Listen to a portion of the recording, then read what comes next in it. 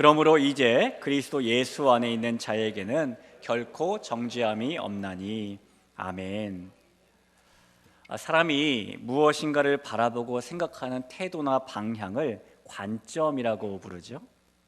사람들은 저마다 관점들을 가지고 이 땅을 살아갑니다.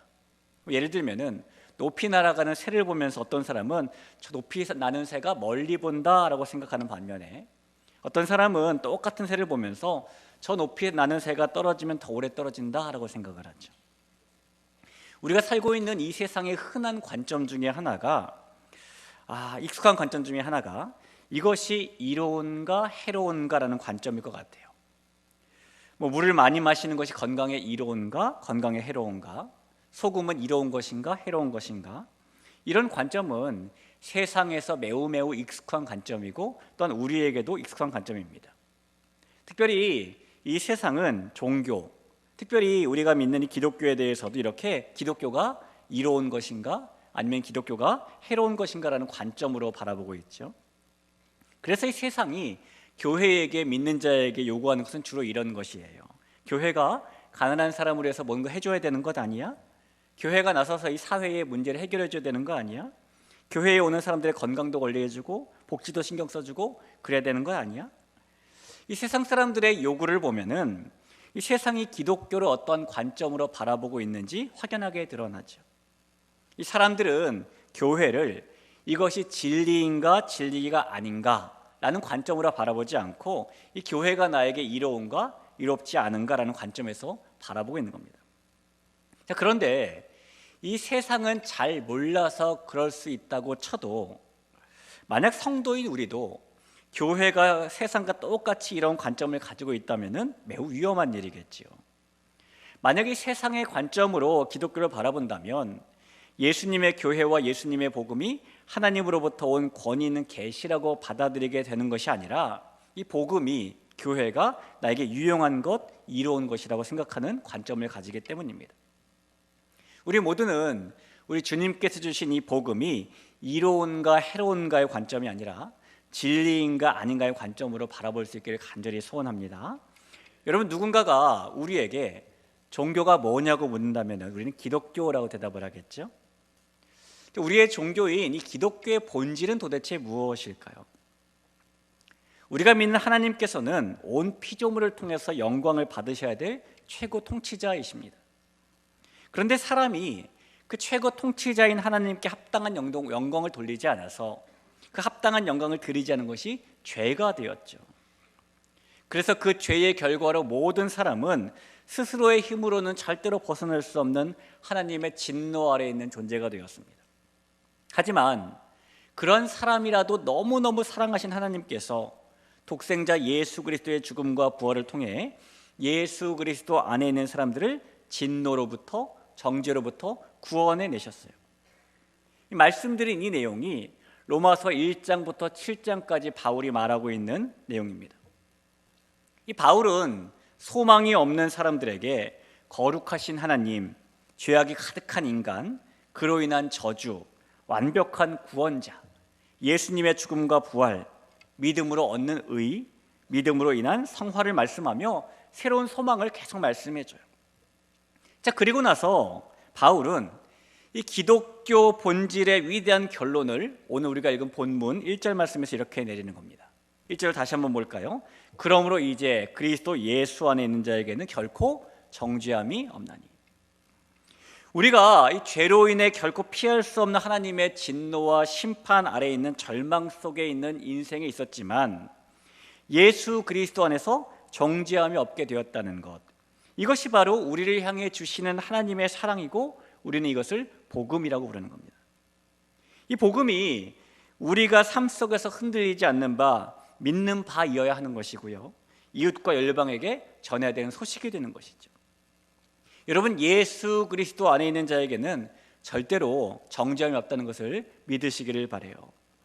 자, 그러면 우리는 언제부터 그런 정죄함이 없을 수 있는 것일까요? 성경은 우리에게 정죄함이 없는 그때를 이제라고 말을 하죠. 오늘 1절 한 절이니까 계속 볼 겁니다. 1절 다시 한번 보죠. 함께 읽겠습니다. 자, 시작.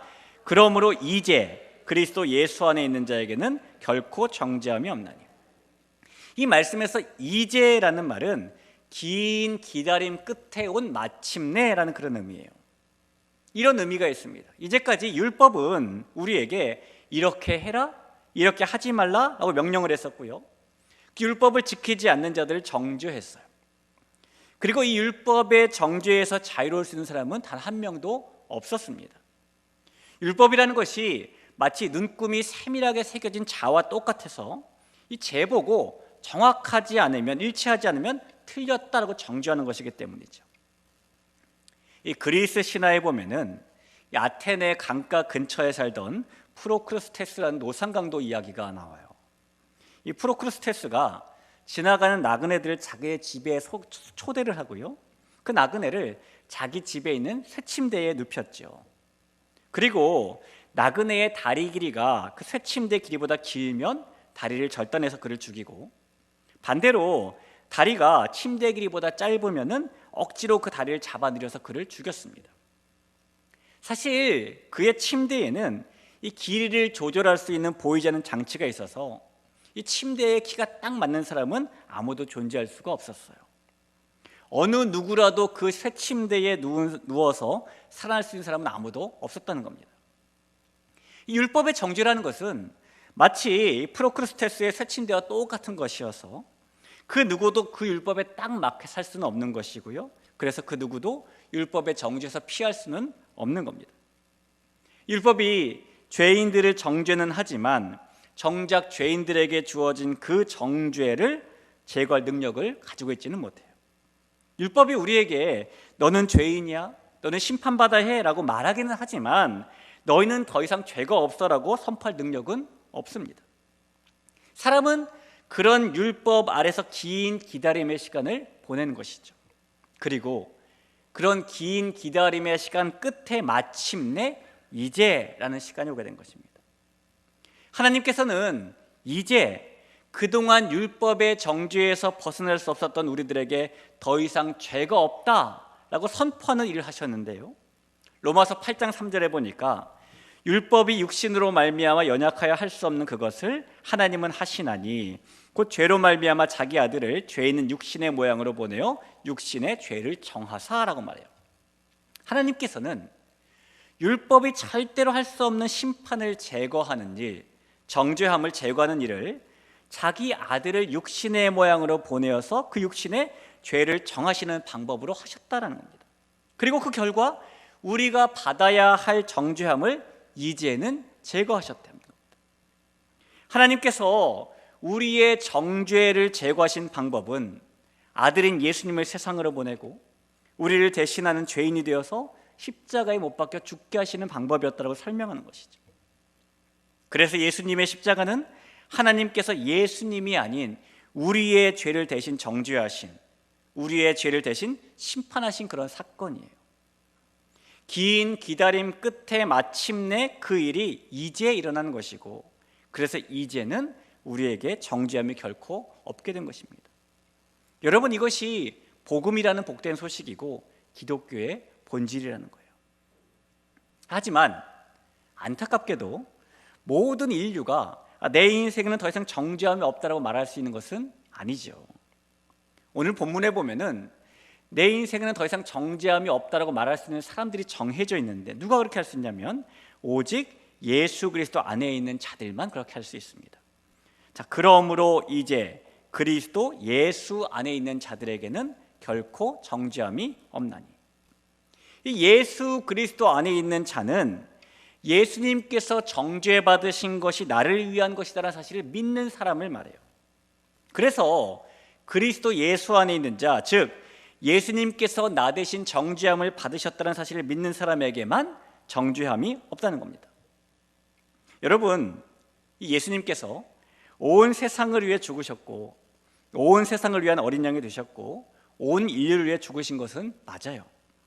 그런데 만약에 다른 사람들은 그 사실을 다 믿는데 내가 그 사실을 믿지 않는다면 예수님의 그 십자가 사건은 나와는 아무런 상관이 없는 게 되어버리겠죠. 만약 그렇다면 나는 여전히 성경이 말하는 이제의 때를 만나지 못한 채 정죄함이 있는 인생을 살 수밖에 없는 것입니다. 그래서 우리는 예수님께서 십자가에서 정죄를 받으신 것은 바로 나를 위한 것이다라는 사실을 믿어야 해요. 여러분, 저와 여러분 모두는 우리 자신의 죄 때문에 하나님의 정죄 아래 있었습니다. 그러나 로마서 5장 6절의 말씀처럼 우리가 아직 연약할 때에 기약대로 그리스도께서 경건하지 않은 자를 위하여 죽으셨도다. 하나님께서는 예수님의 십자가 위에서 예수님의 죄가 아니라 우리의 죄를 심판하신 것입니다. 하나님께서는 우리가 받아야 될 심판을 독생자 예수님께 흘려 부으신 거예요. 하나님께서는 우리의 죄를 예수님의 몸을 통해 심판하신 겁니다. 여러분, 이 사실을 믿으십니까? 그러므로 이제는 마침내 우리에게 더 이상 정죄와 심판이 없음을 믿으시기를 바랍니다. 우리의 죄에 대한 하나님의 심판이 예수님의 십자가 위에서 이미 끝나버렸다는 사실을 믿으시기를 축원합니다. 이것이 우리에게 주는 하나님의 선물이에요. 사랑하는 대길교회 성도 여러분, 우리는 예수님 밖에 있는 사람입니까? 아니면 예수님 안에 있는 사람입니까? 우리는 정죄 아래 있는 사람입니까? 아니면 정죄로부터 자유로운 사람입니까? 우리가 예수님 안에 있는 사람이고, 그래서 더 이상 정죄 아래 있을 필요가 없는 사람인 줄로 믿습니다. 우리가 그렇게 그리스도 예수 안에 있는 사람으로서 어떤 정죄함도 받을 필요가 없다면 이 땅을 살아가면서도 우리는 정죄함에서 자유할 필요가 있어요.